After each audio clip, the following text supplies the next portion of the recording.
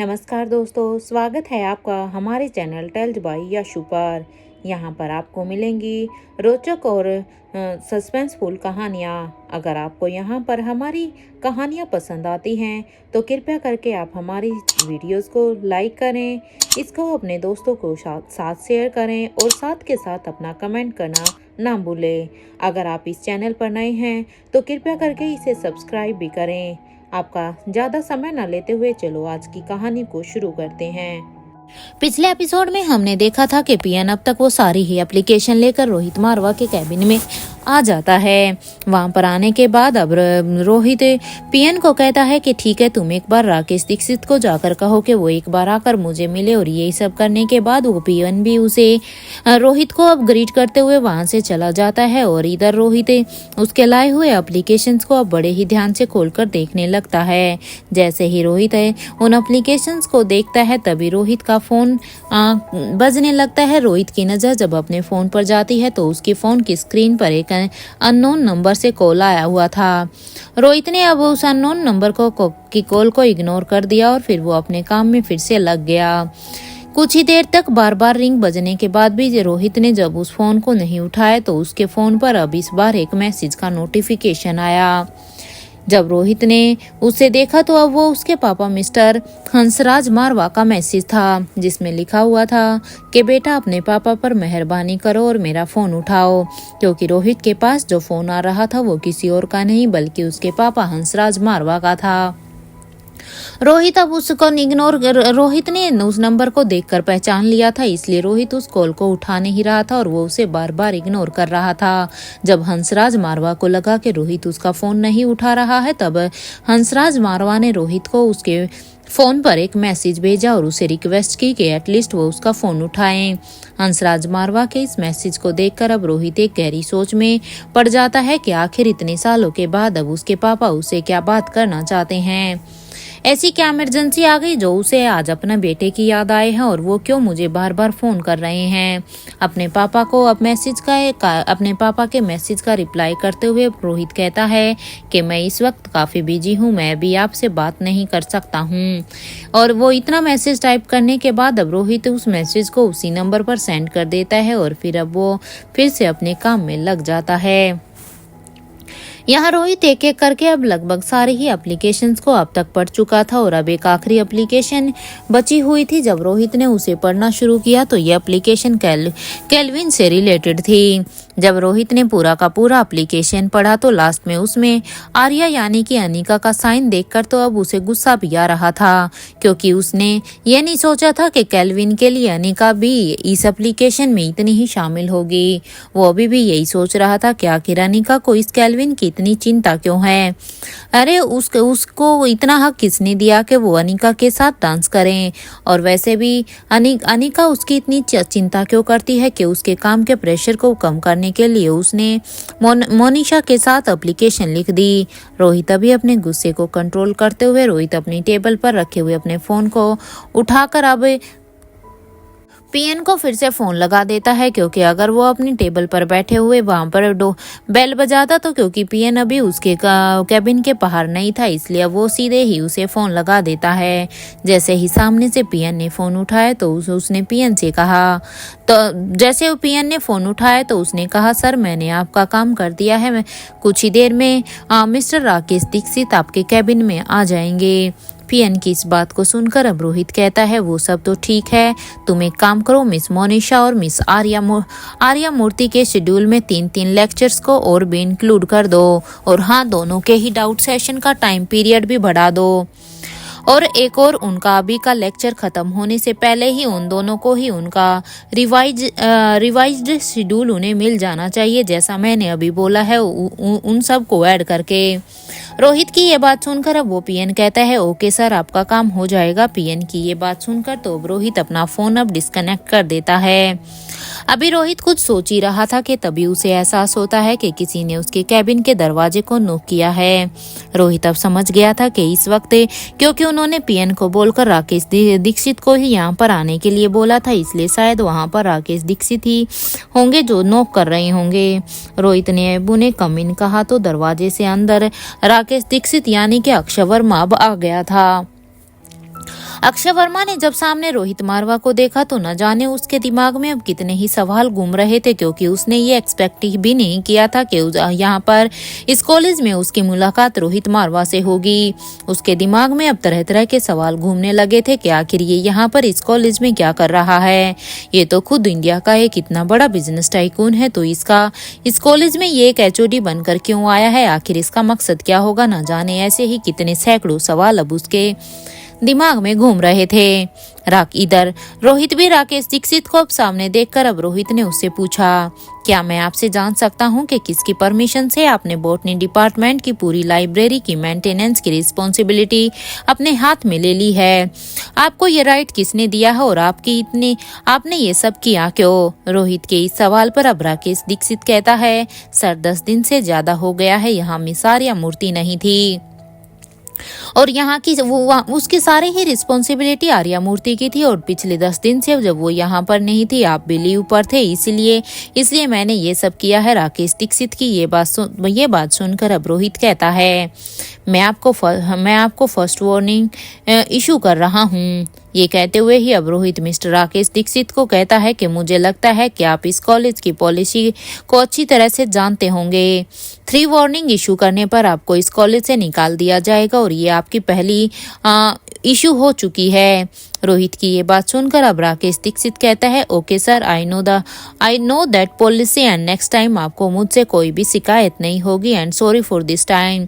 राकेश दीक्षित की ये बात सुनकर अब रोहित कहता है, अब आप यहाँ से जा सकते हैं। रोहित की ये बात सुनकर अब राकेश दीक्षित उस कैबिन से बाहर निकल जाता है और अब वो बाहर आने के बाद अब अपने मन में यही सोचता है कि ये बच्चा तो सच में ही बड़ा हो गया है। खैर कोई बात नहीं, और वैसे भी अभी कम से कम 15 से 20 दिन तक तो वो पुरानी लाइब्रेरी मेरे ही हाथों में रहेगी और उसके बाद तो हमारा मकसद ही लगभग पूरा ही हो जाएगा, तो उसके बाद तो मुझे उस लाइब्रेरी की जरूरत भी नहीं पड़ेगी। ये कहते हुए ही अब वो बॉटनी डिपार्टमेंट की तरफ जाने लगता है। एक तरफ यहाँ पर कॉलेज में रोहित और अनिका काफी दिन के बाद कॉलेज में आए हुए थे, इसलिए वो समझने की कोशिश कर रहे थे जब वो यहाँ पर नहीं थे तो आखिर कॉलेज में उनके पीछे से क्या क्या हुआ होगा। वहीं पर दूसरी तरफ अब तक करण गुलेरिया भी अपने रूम में बने हुए सोफे पर बैठकर अभी भी यही सब कुछ सोच रहे थे कि मुझे ऐसा क्यों लग रहा है कि ये रोहित और अनिका मुझसे कुछ छुपा रहे हैं, क्योंकि करण गुलेरिया को बार बार यहाँ पर स्वाति का एहसास भी हो रहा था, लेकिन वो उसके यहाँ पर होने से मना कर रहे थे। करण गुलेरिया को अब उनके ऊपर डाउट भी होने लग गया था कि ये दोनों शायद मेरे से कुछ छुपाने की कोशिश कर रहे हैं जो मुझे पता होना चाहिए।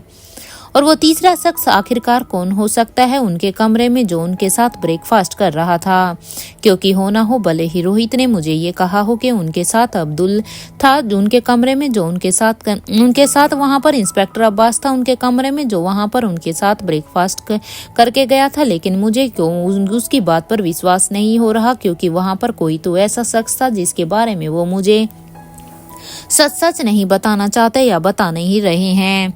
क्योंकि रोहित ने कहा था कि वहां पर इंस्पेक्टर अब्बास आए थे, लेकिन इंस्पेक्टर अब्बास आखिर उनके कमरे में ब्रेकफास्ट क्यों करेंगे? इंस्पेक्टर अब्बास तो हम सब के साथ ब्रेकफास्ट कर रहे थे, तो फिर वो उनके कमरे में क्यों करेंगे? रोहित ने मुझसे झूठ क्यों बोला? क्योंकि करण गुलेरिया जब यहाँ से गए थे तो तब जब करण गुलेरिया ने जब बाहर ब्रेकफास्ट किया था तो इंस्पेक्टर अब्बास वहां पर ही भी ब्रेकफास्ट करने के लिए आए थे, इसलिए अब उसकी शक की सुई और भी गहरी होती जा रही थी। अब करण गुलेरिया यहाँ पर बैठे हुए अभी भी यही सोचते हैं कि रोहित ने मुझसे झूठ बोला है, और अगर रोहित ने मुझसे कोई झूठ बोला है तो उसके पीछे कोई ना कोई तो वजह होगी ही। आखिर कौन हो सकता है वो जिसे अनिका और रोहित के कमरे में था, लेकिन वो दोनों मुझे उसके बारे में बताना नहीं चाहते। हाँ, मैं इतना तो कह सकता हूँ कि वहाँ पर बच्चे तो उनके कमरे में नहीं हो सकते थे। अगर वहाँ पर बच्चे होते तो वहाँ पर 4 एक्स्ट्रा प्लेट और होनी चाहिए थी, और अगर बच्चे भी होते तो रोहित उनने सीधे ही ये क्यों नहीं कहा कि यहाँ पर उनके साथ बच्चों ने ब्रेकफास्ट किया था, लेकिन वहाँ पर तो उन चारों की प्लेट ना होकर वहाँ पर तो सिर्फ एक ही प्लेट थी। करण गुलेरिया अब अपने दिमाग में पूरी की पूरी कैलकुलेशन कर रहे थे कि आखिर ऐसा क्या हो सकता है जो वो उससे छिपा रहे हैं। तभी अचानक से उन्हें एहसास होता है कि उनका फोन अब रिंग कर रहा था। करण ने जब अपने फोन की तरफ देखा तो वो नंबर नंबर देखकर अब वो हैरान हो जाता है कि आखिर इतने वक्त के बाद ये उन्हें कॉल क्यों कर रहा है। करण ने अब अपने ख्यालों को अपने दिमाग से हटाते हुए अब जल्दी से उस फोन को उठाया और फिर वो फोन उठाने के बाद वो कहने लगे, कैसे फोन किया है तुमने मुझे, और इस बार किसके खिलाफ और इस बार किसके खिलाफ करना चाहते हो तुम? लास्ट टाइम जब तुम मुझसे मिलने के लिए आए थे तो तुमने मेरे एक बेटे की मौत का जिम्मेदार मेरे दूसरे बेटे को बना दिया था। इस बार क्या कहना चाहते हो तुम? करण की ये बात सुनकर सामने से अब राजीव गुलेरिया कहता है कि तुम्हारी बकवास हो गई हो तो क्या तुम मुझे उस ईमेल का पासवर्ड दे सकते हो जिसमें गुलेरिया परिवार के सभी मेंबर की मेडिकल हिस्ट्री रिपोर्ट थी, क्योंकि मैंने तुम्हें कॉल किसी पर्पज से किया है ना कि तुम्हारी ये सब बकवास सुनने के लिए। राजीव गुलेरिया की ये बात सुनकर अब करण गुलेरिया कहता है कि शायद तुम भूल गए हो कि 30 साल पहले ही तुमने खुद को ही गुलेरिया परिवार से अलग कर दिया था, तो अब किस हक से तुम उस रिपोर्ट्स को उस ईमेल्स के पासवर्ड को जानना चाहते हो? करण की ये बात सुनकर अब राजीव गुलेरिया कहता है, मुझे उससे पहले की अपनी रिपोर्ट चाहिए है ना कि उससे बात की। राजीव गुलेरिया की ये बात सुनकर अब करण गुलेरिया कहता है, ठीक है, मैं तुम्हें पासवर्ड दे देता हूँ। करण की ये बात सुनकर अब राजीव गुलेरिया कहता है, तुम इस वक्त कहाँ पर हो? राजीव गुलेरिया के इस सवाल पर अब करण हैरान जरूर था कि आखिर वो उसकी लोकेशन के बारे में क्यों पूछना चाहता है, लेकिन अब करण गुलेरिया कहता है, तुम्हें आज भी कोई मतलब है क्या हमसे? हाँ, तुम तो बहुत ही पहले ही हमें छोड़कर चले गए थे ना। करण तो अब क्यों ये सब पूछ रहे हो? करण की ये बात सुनकर अब राजीव गुलेरिया कहता है, उसकी वजह तुम खुद ही हो करण, तुमने मुझसे मेरा प्यार छीन लिया था, तो भला मैं वहां से क्यों नहीं चला जाता? तुमने मुझे धोखा दिया है, अपने भाई को धोखा दिया है। तुम जानते हो अगर ये काम किसी और ने किया होता ना तो शायद मुझे कोई फर्क भी नहीं पड़ता, लेकिन ये काम तो तुमने किया था, इसलिए ये चीज मेरे बर्दाश्त से बाहर थी। अब अपनी बात को आगे बढ़ाते हुए अब राजीव गुलेरिया कहता है, अगर तुम्हें अंजलि से शादी नहीं करनी थी तो मुझे बता ही देते, उसकी शादी उस किशन मल्होत्रा से क्यों करवा दी? अरे उसकी शादी किशन मल्होत्रा से करवाने की क्या जरूरत थी तुमने, क्योंकि तुम ही थे ना वो जिसने अंजलि की शादी किशन मल्होत्रा से करवाई। एक तो तुमने अंजलि और मेरे रिश्ते को भी नहीं होने दिया, क्योंकि तुम हम दोनों के बीच में आ गए, और जब मैं तुम दोनों की जिंदगी से निकल गया तो तुमने उससे खुद शादी ना करके उसकी शादी किशन मल्होत्रा से करवा दी। राजीव के इन सवालों पर अब करण कहता है कि लगता है कि काफी शिकायतें हैं तुम्हें मुझसे मेरे भाई। चलो मेरे एक सवाल का ही जवाब दे दो, अगर तुम्हें इतनी ही शिकायतें हैं तो जिस वक्त अंजलि को सबसे ज्यादा तुम्हारी जरूरत थी तो तुम क्यों उसे छोड़कर चले गए थे? बताओ मुझे। करण के इस सवाल पर अब राजीव बिल्कुल से ही खामोश हो जाता है और वो कुछ पल के लिए कुछ भी नहीं कहता। कुछ पल की खामोशी के बाद अब राजीव गुलेरिया अब उस फोन को डिस्कनेक्ट कर देता है। यहाँ पर करण गुलेरिया भी अब अपने रूम में बनी हुई अब विंडो के पास जाकर खड़ा हो जाता है, और वो वहां पर खड़ा होकर अब यही सोचता है कि मुझे माफ कर देना मेरे भाई, मैं तेरे प्यार को तुझसे दूर नहीं करना चाहता था।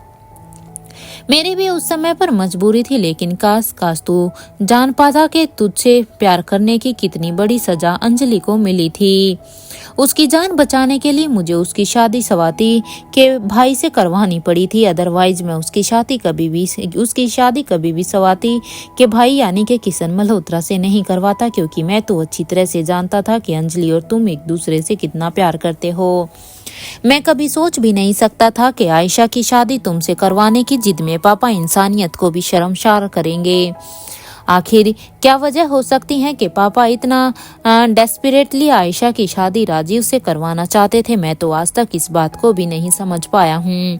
आखिर क्या था आयशा मारवा में जो वो जिसकी वजह से उन्होंने आयशा मारवा को तुम्हारे लिए चूज किया था, और उसके बदले अंजलि ने न जाने कितनी ही दुख और तकलीफें झेली थी।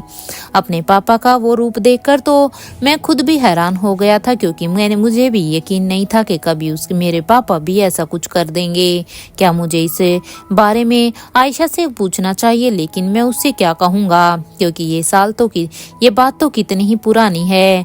और वैसे भी जो बातें अभी इतनी पुरानी हो चुकी है, अभी उनको उठाने से भी शायद कोई फायदा नहीं, क्योंकि आयशा के बारे में मैं तो लगभग सब कुछ जानता हूँ कि वो एक दिल्ली के एक मिडिल क्लास फैमिली से बिलोंग करती थी और अपने कॉलेज में एक स्कॉलर स्टूडेंट थी। मुझे आज भी याद है जब हंसराज मारवा को सबक सिखाने के लिए जब राजीव उसके कॉलेज में गया था तो उसके पीछे मैं और अंजलि भी गए थे, क्योंकि हमें डर था कि कहीं गुस्से में राजीव गुलेरिया कुछ गलत ना कर दे उसे। और वहीं पर ही हम तीनों ने पहली बार आयशा को उस समय पर देखा था। अंजलि को तो आयशा को देखकर गलकरस हो गया था, क्योंकि सच में आयशा बहुत ही सुंदर थी। वो उस कॉलेज में आने के बाद बस स्वाति से सिर्फ आयशा मारवा की ही खूबसूरती की तारीफें भी किया करती थी। अंजलि ने एक बात तो सच में ही सही कही थी कि आयशा को देखकर कोई ये नहीं कहेगा कि वो किसी मिडिल क्लास फैमिली से बिलोंग करती है, क्योंकि उसकी खूबसूरती सच में वो एक सिंपल से गेस्चर में भी कितनी ही सुंदर लगती थी।